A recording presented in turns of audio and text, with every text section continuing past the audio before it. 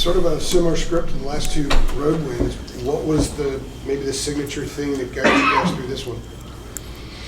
I don't know if it was a signature thing. I felt like it was another collectively great effort on the players. I just thought they were, I told them after the game that they're not playing good defense, they're playing elite defense.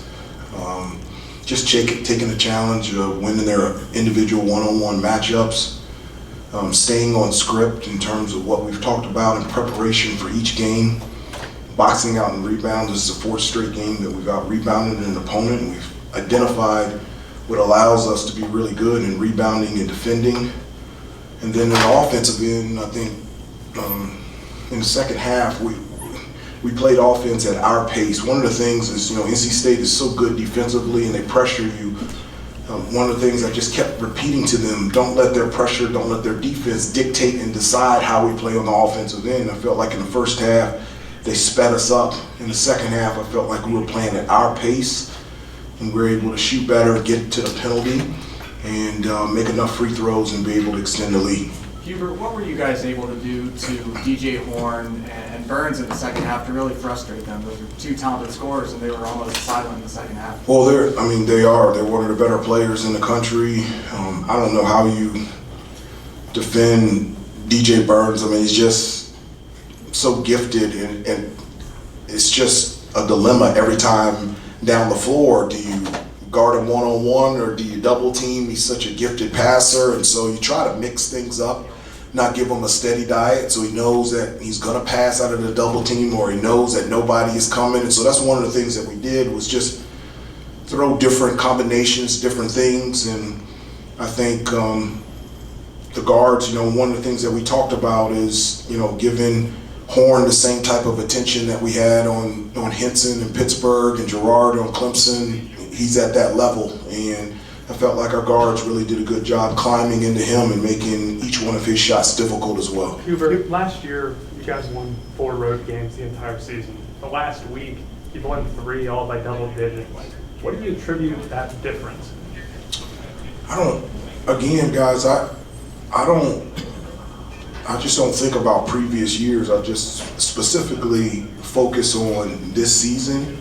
I think one of the things that, and I've said this before, that has helped us has been our non-conference schedule. I just believe the level of teams that we played, the different situations that we've been in, has hardened us and give us like a toughness, but an experience. Even being on true road game, I just hear them in the huddle all the time. We've been here before.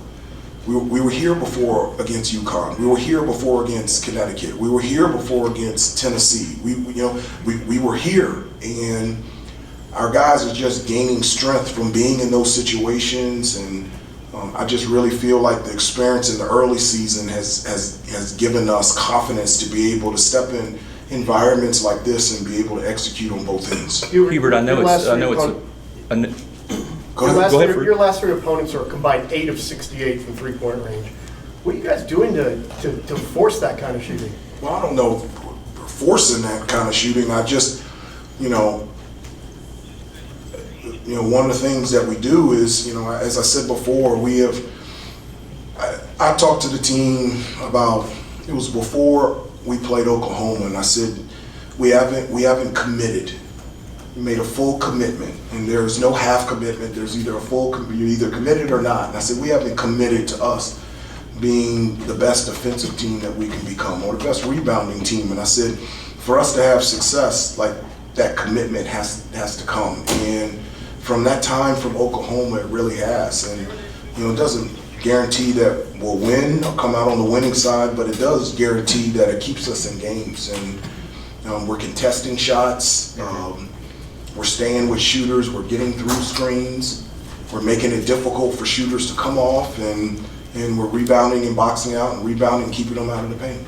Hubert, I know it's a process with young players, but is Elliott, do you think he's starting to figure out when to pick his spots to attack, when not to? Yeah, tonight was good. You see that happening? Yeah, tonight was good. One of the things that, there's a couple things. One, he has an ability to be able to get to the basket and be able to create and just, sitting down and talking with them, saying, look, this is a gift that you have. You got to go out there and use it. And if I call a play, but you feel like you can make a play, that's exactly what I want. And I felt like he picked his spots perfectly tonight to be able to attack the basket, get to the rim. He was really good in terms of making decisions. He's great coming off ball screens. He's patient. He sees everything, whether it's a shooter in the corner or Armando or Jay Wash rolling to the basket. He has an ability to finish at the rim through contact and get to the free throw line. I felt like he played with really good poise. The way that they're playing him in practice the last couple of days, we worked on it just to get him feeling more comfortable about how to attack and get to the basket, and he did that tonight. The second half, similar to Clemson, you drew a lot more fouls in the second half. What did you do to get that? I told him we need to get to the free throw line. That was huge for us. One of the things that is really big for us is dominating points in the paint through post penetration, offensive rebound, and we want to live in the paint, live at the free throw line. One of the things that I gave him a stat before the game that we had made prior to this game 270 free throws, and I think NC State had only taken 261. So that's an advantage for us. At this current time, NC State's such a great team, but they're last in terms of block shots. So we need to attack the basket. And so that's something that we reminded them in the second half, that I think we had only gone to the free throw line twice in the first half. And so for us to have success, that's just not good for us. And I thought we made a really conscious effort offensively to make sure that we were attacking the basket, and it led to us getting into the penalty and being able to hit some free throws. Take like 2 more, please. With Armando sitting in the first half and second half with the fouls, you got a lot of minutes out of both Jalen's. What did you like that they provided? And as far as Jalen Washington goes, is he becoming more comfortable playing the physical stuff down there? He is. Honestly, he's our best post defender. He just does a great job. He battles Armando every day at practice, so he has practice in terms of physicality and being able to guard down low on the post. And honestly, that was one of the biggest parts. Jay Wash coming into the game and giving us those big 11, 12 minutes. We did not want to double team DJ. It just opens up everything. And his ability to be able to guard him one-on-one and just force him into good shots and he ended up fouling out, but and then when he got into foul trouble, Jay Witt, I thought his athleticism and quickness, we just made DJ really work hard just to catch the ball. And then on the offensive end, we made him work hard on the defensive end. And so, you're right, Jay Wash and Jay Witt were really good coming off the bench. Hubert, what have you noticed about Elliott's growth on the defensive end? Tonight he wasn't in foul trouble like he had been recently. What have you noticed on that end of the court overall? Yeah, he every day of practice, every day in the game, he just gets better and better defensively. It's all about growth. He's a freshman. In high school, defense is when your guy gets the ball.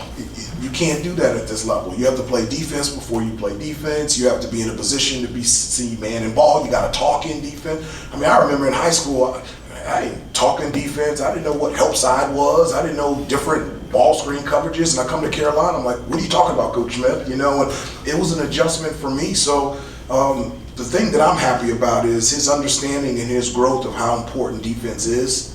For himself individually and for this team, and he's doing a really good job growing in that area. Last one, Adam.